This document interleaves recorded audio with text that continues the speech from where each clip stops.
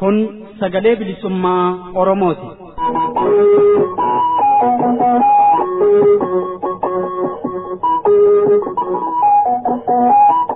Sagaleen bilisummaa Oromoo biyyoota wiixataa roobee jimaataa fi dilbata ganama sa'aatii 8 walakkaa hanga sa'aatii 9 galgala ammoo sa'aatii 5 walakkaa hanga sa'aatii 6 dambalii gabaabaa meetir baandii 31 41 fi 49 irratti akkasumas dambalii gabaabaa meetir baandii 22 kiloheerzii 13,000 fi 800 fi 30 irratti guyyaa roobii galgala sa'aatii 8 hanga 9tti afaan Oromoo fi afaan Amaaraan wal duraa duubaan dilbata ammoo sa'a tokko guutuuf afaan Oromoo qofaan qophiilee dabarsuu amma jalqabam. Kun sagalee bilisummaa Oromooti.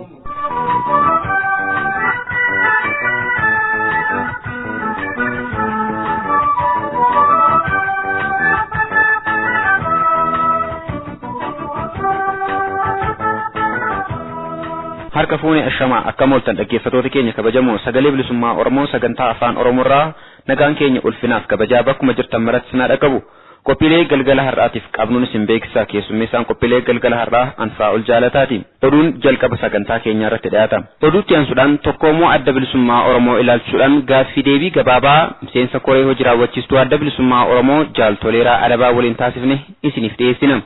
Qabsaa'onni Oromoo waldibdee fi garaagarummaa xixiqqoo jidduu isaanii jiru maree fi waliigalteedhaan xumuratanii irree tokkummaatiin sossoo'uun saba Oromoo jiruun gabrummaa itti hadhaa'ee fi bilisummaa dheebuteef oduu gammachuuti. Diinnan Oromoo fi farreen galma ga'uu qabsoo bilisummaa Oromoo irraa yaaddoo qabaniif ammoo dhiphoo fi gadda cimaadha. Tokkoomuun adda bilisummaa Oromoo jidduu kanaatis uummata Oromoo fi firoota qabsichaatiif misiraachoo heegaree ifaaf labsame yoo ta'u diinnan Oromootiif ammoo faallaa kanaati. Qophiin kanarratti fuuleffate gara xumura sagantaa keenyaa irratti dhiyaata. Hundumaa faana bu'uudhaan akka hordoftanan kabajaan isin affeera amma gara jaala oduu galgala kanaa dubbisuuttan isin dabarsa.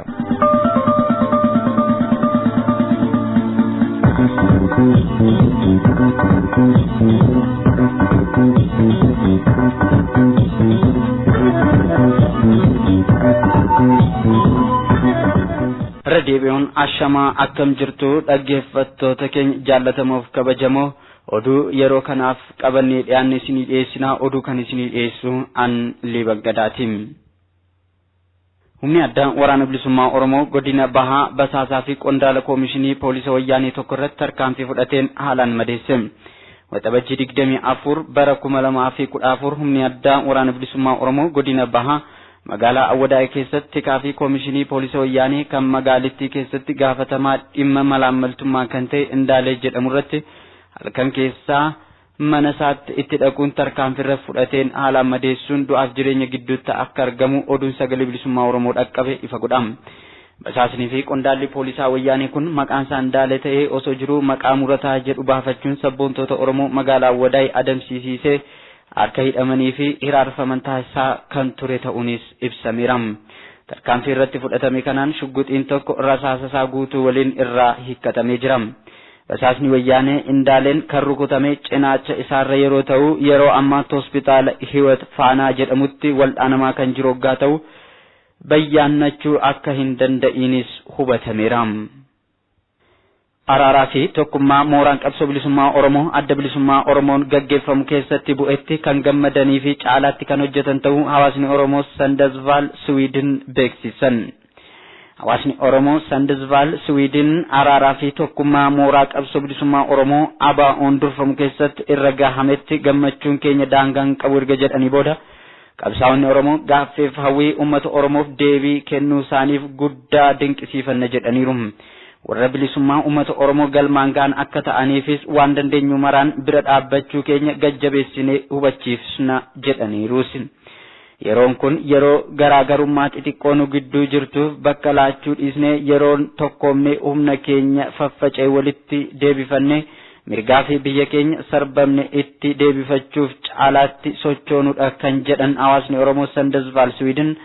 Dhaaboleen Oromoo walabummaa Oromiyaa fi bilisummaa uummata Oromoof amantan guyyaan waltaanee yaadaa fi qalbii humnaa fi qabeenya keenya walitti dhufnee ummata keenya dhumaa jiru cinaa dhaabbannu ammadha jedhaniiru.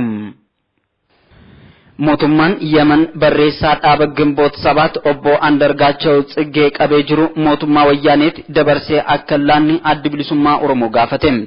Tarkaanfiin mootummaa Yemanii kun seera addunyaa kan cabsuu fi faalleessu waan ta'eef mootummichi obbo Andargaachoo Tsiggee qabee jiru dabarsee sirna mootummaa wayyaaneetti akka laanne adda bilisummaa Oromoo gaafatee jira. warraaqsa fincila diddaa gabrummaa qeerroon gaggeessaa jiruun kan dhiphatee mootummaa wayyaanee godina lixa shawaa ona midaaqanyii keessaa barattoota gara maatii isaaniitti deebi'aa jiran hidhaatti naqe.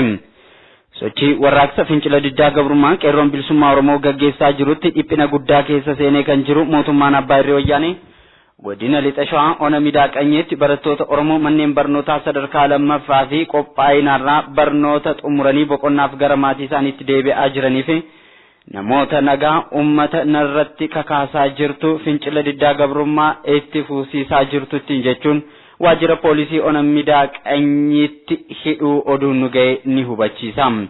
dargaggoo Maatiyos Birruu kolleejii Kotabee irraa dippiloomaan kan eebbifamee hojii dhablee ta'ee jiru. barataa Abarraa Hirphasaa barataa kutaa 11ffaa mana barumsaa Baallammii sadarkaa lammaffaaf qophaa'inaarraa. Roobee Massin barattuu kutaa 11ffaa mana barumsaa Baallammii sadarkaa lammaffaa fi qophaa'inaarraa. Kabbee Dhugaasaa barataa kutaa 12ffaa mana barumsaa Baallammii sadarkaa lammaffaa fi qophaa'inaarraa. akkasumas obbo Tashaala Iddoosaa bara 2011 keessa Oromummaa isaan yakkamee mana hidhaa Qaallittiitti waggaa 3 hidhamee kan ture kanneen hidhaman keessatti argaman. sirna faashistii wayyaaniin miidhaa fi dararaan nurratti jabaatus kaayyoo keenya bakkaan ga'uu fi fincila diddaa gabrummaa finiinsurraa duubatti hin deebinu jechuun hooggansi qeerroo bilisummaa Oromoo beeksise. hooggansi qeerroo bilisummaa Oromoo dhiha Oromiyaa kana kan beeksise fincila diddaa gabrummaa gaggeessitan mootummaa humnaan fonqolchuuf sochootan waraqaa fincila diddaa gabrummaa facaastan jechuun manni murtii wayyaanee godina Jimmaa barattoota Oromoo kolleejii barsiisotaa Jimmaa 5 irratti dabarse sababeeffachuuni. manni murtii wayyaanee godina Jimmaa dhaddacha waxabajjii 26 bara 2014 ooleen barattoota Oromoo 2 adabbii maallaqaa fi akeekkachiisa yeroo dheeraa itti dabarsuusaa qeerroon beeksiseera. dhiibbaa fi tarkaanfiin diinummaa mootummaa wayyaanee EPRDF nurratti ammaatus sochiin keenyaa fi falmaan goonuu ciminaan itti fufa malee hin dhaabbatu kan jedhe hooggansi qeerroo bilisummaa dhiha Oromiyaa. Uummanni Oromoo bakka jiru cufaa nu cina dhaabbatee mirga abbaa biyyummaa isaa kabachiifachuuf sochii godhuu akka itti fufuu qabus waamicha dabarsee jira. oduu xumuraatiin. godina Bahaa Wallaggaa ona giddaa ayyaanaa keessatti kaabinoota wayyaanee walga'ii dirqiin uummata yaasanii gaggeessaa turan gidduutti wal dhabbiin dhalate. maddeen oduu sagalee bilisummaa Oromoo naannicharraa akka gabaasanitti ona giddaa ayyaanaatti kaabinoota wayyaanee ergama diinummaa uummatarra gaggeessan gidduutti walitti bu'iinsi dhalatee jira.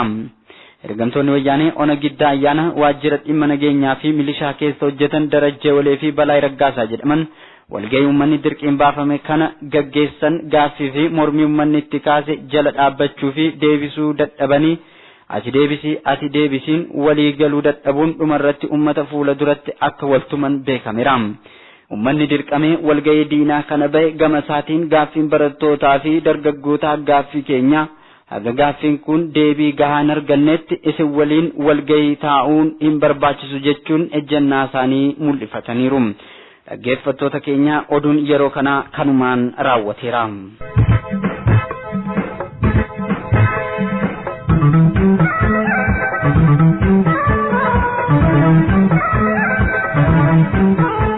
kan caqasaa jirtan kun sagalee bilisummaa Oromoo qophii afaan Oromoo meetir baandii 22 kilohertzii 13,830 irratti dabraa jirudha. dhaggeeffattoota keenya qophiin keenya oduudhaan eegale ammallee itti fufee jira. itti aansuudhaan tokkoomoo adda bilisummaa Oromoo ilaalchisuudhaan gaaffii deebii gabaabaa miseensa koree hojii raawwachiistuu adda bilisummaa Oromoo Jaal Toleeraa Adabaa waliin taasifne isiniif dhiyeessina.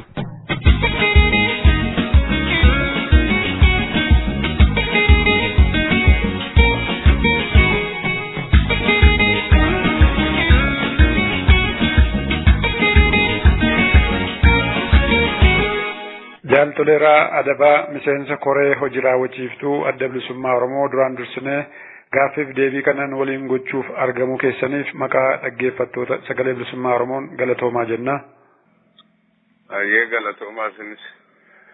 Waxabajjii 25 hanga 27 bara 2014 walgahii biyya Jarman magaalaa Berliinitti geggeeffame irratti adda bilisummaa Oromoo Shanee Gumii fi qaama ce'umsaa gidduutti waliigalteen tokko ta'uu irra ga'amu ABO'n labsa tokkoomuu waxabajjii 28 bara 2014 baaseen labsee jira. Isin hoogganoota dhaabaa walgahii tokkoomuu ABO irratti fuulleeffate kanarratti hirmaatan keessaa tokko. Mee waan araaraaf tokkoomuu ABO Shanee Gumiif qaama ce'umsaa gidduutti irra ga'ame kana osoo miseensotaaf deeggartoota ABO waliigalatti immoo uummata Oromoof ibsitanii. Tole bareeda tokkoomuun adda bilisummaa Oromoo kuni yeroo dheeraadhaaf irratti hojjetamaa turedha jalqabaa. Tokkummaa jaarmoota Oromoo kan ilaaluun gaaffii yeroo dheeraa uummanni keenyas miseensis deeggaraanis firoottanis kaasanidha. Kanarraa ka'uudhaan addi bilisummaa Oromoo 91 duraanis haa ta'u isa boodaanii kanneen qabsoo bilisummaa Oromoof qabsaa'an jaarmoonni walaba tahan walitti akka dhiyaatanii gurmuu isaanii jabeeffatanii diina dura dhaabbatanii fi addi bilisummaa Oromoo hojjetaa ture jechaadha.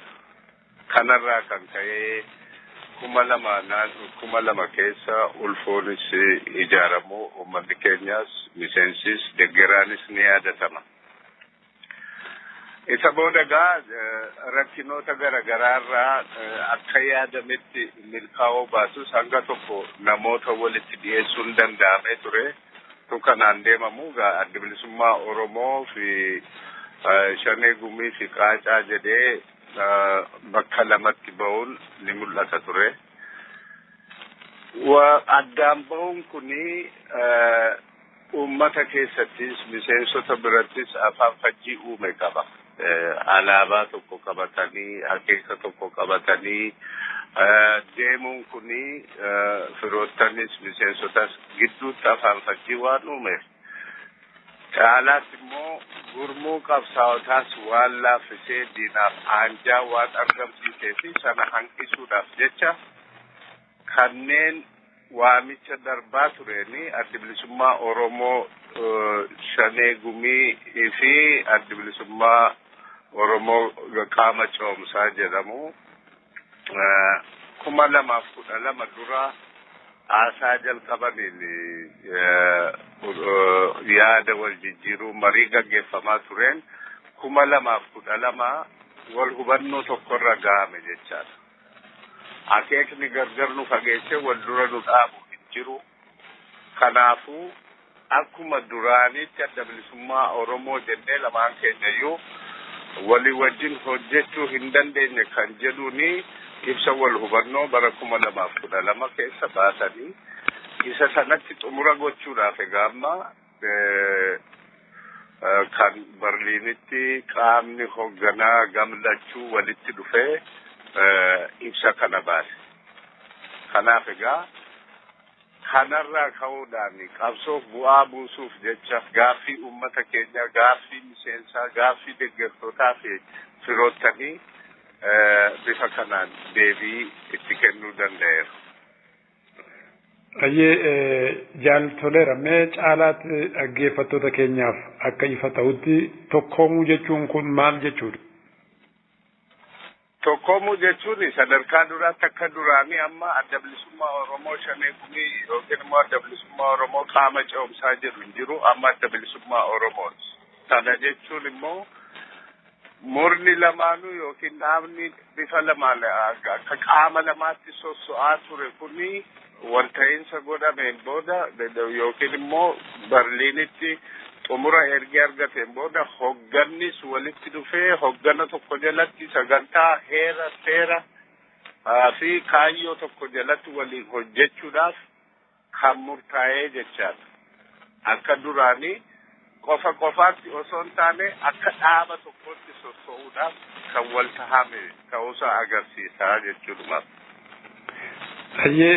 Tokkoomuu kana keessatti hoogganaaf caasaa adda addaatu walitti dhufa. Mee hoogganaaf caasaan kun akkam ta'a? Hoogganni qaama lachuu amma hooggana tokko jalatti hiriira. Hooggana tokko jechaadha.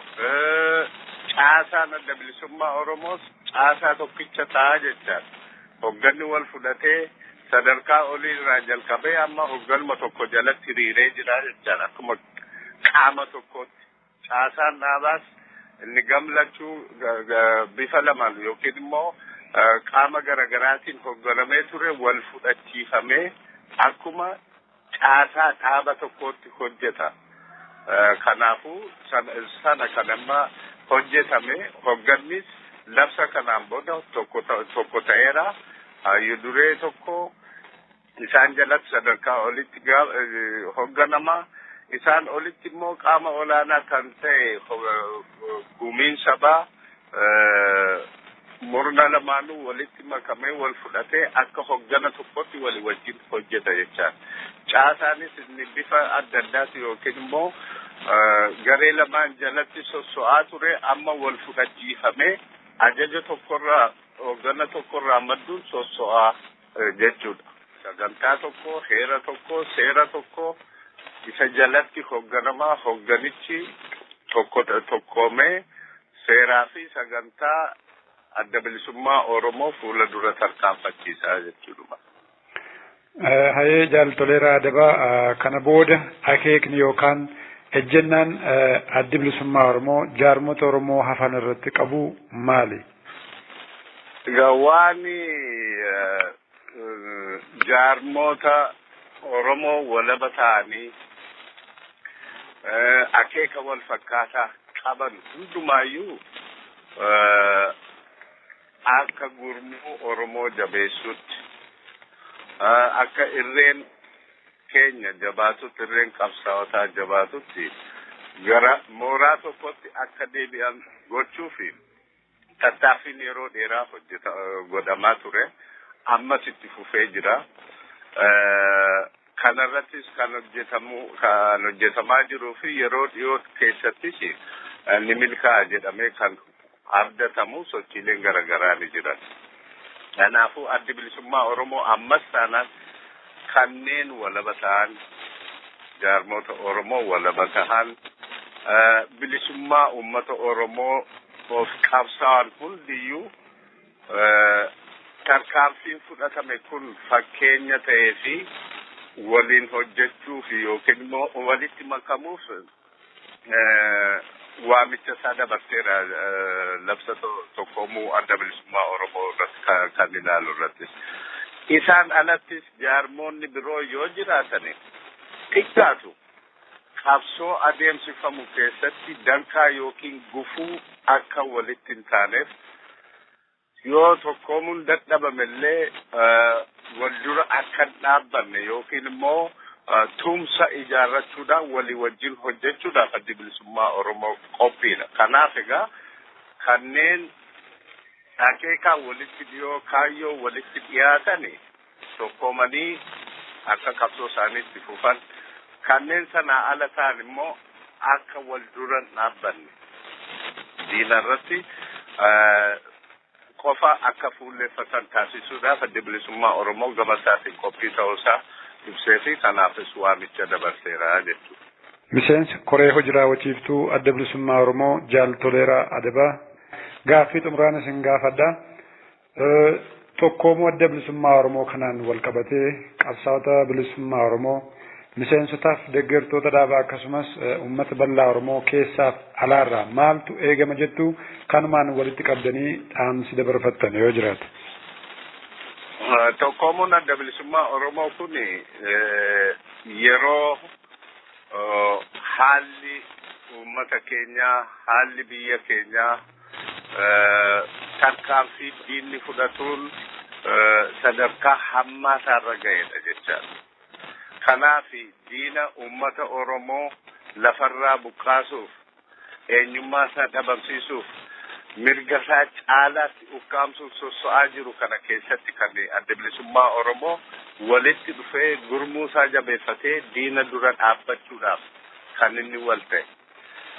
Akkuma kana gaa ammas taanaan uummanni keenya kanaan hamlatuudhaan tarkaanfii fudhataa jiru jabeessuudhaan fincila deemsisaa jiru ajjeechaa hidhaa fi saamiinsa yookiin immoo hacuucaan irratti heddummaate jedhee boodatti osoo hin deebiin finiinsuu akka qabu. Miseensonni dhaabaas uummata keenya dararamaa jiru, ajjeefamaa hidhamaa jiru, biyyaa baqachiifamaa jiru sana dhaqqabuudhaaf irree keenya caalaatti jabeeffannee kaayyoo keenya irratti cichuudhaan sochii keenya fuula dura tarkaanfachiisuudhaan uummata keenya waliin jiraachuu keenya caalaatti yerootti mul'isu waan ta'eef mul'isuu qabnu waan ta'eef sanarratti jabinaan hojjechuu akka feesisu deeggartoonni qabsoo bilisummaa Oromoos haala amma deemaa jiru hubatanii akkuma mul'isaa jiran tokkummaa Oromoo bakka hundattuu jabeessuudhaan qabsoo bilisummaa Oromoof yeroo kamiyyuu caalaa dirmachuudhaan waan irraa barbaadan gumaachuu akka qabanidha kan yeroon gaafatu. Kanaaf namuu kan dandeettii isaa keessa jiru hundaan qabsoo bilisummaa Oromoo kanaaf yoomiyyuu caalaa jabaatee tokkummaa isaa cimsee fuula dura akka tarkaanfatu dhaamsi gama keenyaan dabarsuu dandeenyu yookiin immoo dhaamsi ani akka hoggana dhaabaa tokkotti kanan dabarsuu barbaadu. Miseensi koree hojii raawwachiiftuu adda bilisummaa Oromoo Jaal Toleeraa Adabaa gaaffilee isin gaafanneef deebii nuu kennuu keessaniif maqaa dhaggeeffattoota keenyaan ammas irra deebinee galatoomaa jenna. Baay'ee isinis hiree kana naaf argamsiisuu keessaniif guddoo galatoomaan isiniin jenna.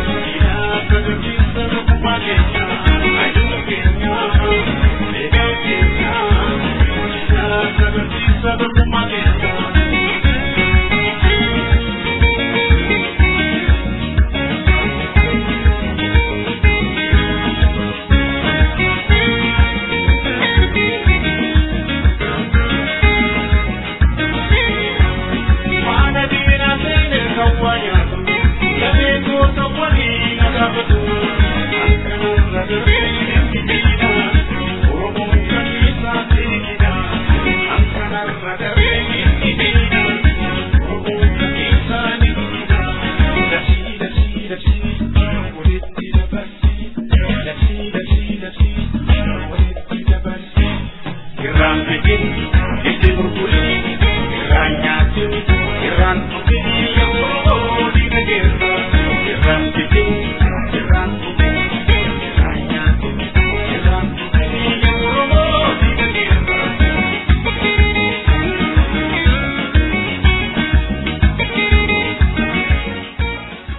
Kan caqasaa jirtan kun sagalee bilisummaa Oromooti dhaggeeffattoota keenya qophiin keenya galgala kana ammallee itti fufee jira. Qabsaa'onni Oromoo wal dhibdeef garaagarummaa jidduu isaanii jiru xixiqqoo